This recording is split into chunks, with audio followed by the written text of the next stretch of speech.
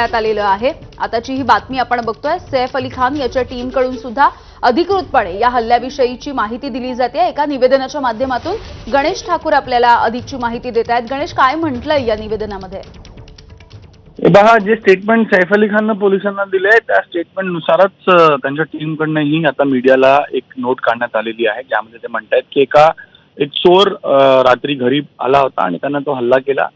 त्या हल्ल्यात सैफ अली खान जखमी झाले आहेत। आता हे पोलीस इन्व्हेस्टिगेशन यामध्ये होईल, म्हणून आता सर्वांनी थोडंसं पेशन्स बाळगावं, कारण या प्रकरणामध्ये अद्याप काही कोण आहे हा व्यक्ती, कशा प्रकारे आला आहे काहीच माहीत नाही।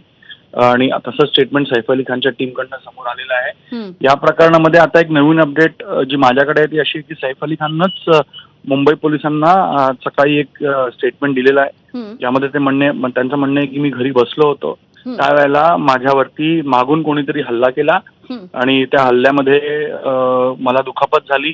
मी त्याला फाईट आउट करण्याचा प्रयत्न केला।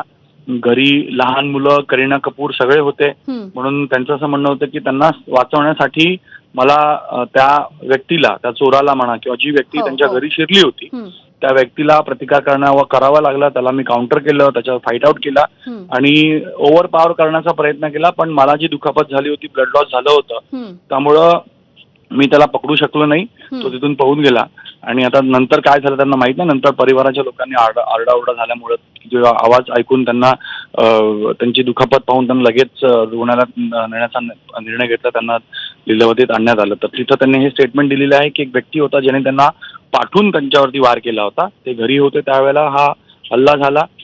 परिवारामधील सर्व सदस्य त्यावेळेस घरी होते, मुलं होती, पत्नी करीना कपूर होती, घरातील काम करणारे नोकर होते।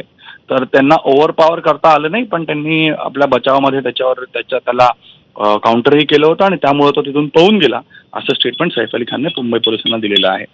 अगदी वेळोवेळी माहिती घेत राहू गणेश, तुर्तास धन्यवाद।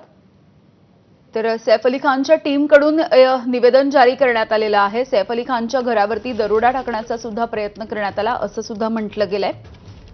रुग्णालयामध्ये सध्या सैफ अली खानवरती ऑपरेशन सुरू आहे, मात्र सैफच्या चाहत्यांनी संयम बाळगावा असं आवाहन सुद्धा सैफ अली खान याच्या टीमकडून करण्यात आलंय।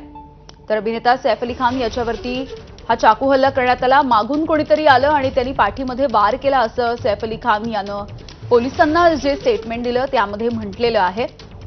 हा अज्ञात व्यक्ती नेमका कोण होता ते समजू शकलेलं नाहीये, त्याला पकडण्यात आलेलं नाही अद्यापही।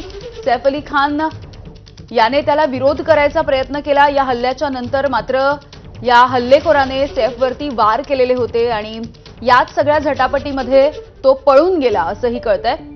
त्यामुळे सध्या तरी सीसीटीव्ही फुटेजच्या माध्यमातून ही व्यक्ती नेमकी कोण होती याविषयीचा शोध सध्या सुरू आहे।